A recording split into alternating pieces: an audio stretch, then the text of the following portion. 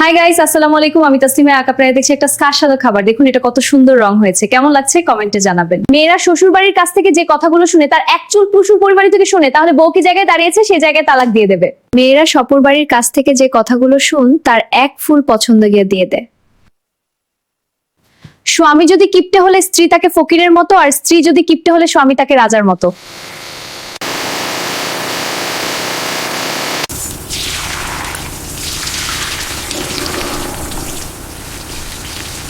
This smells amazing already. The secret is in the stirring.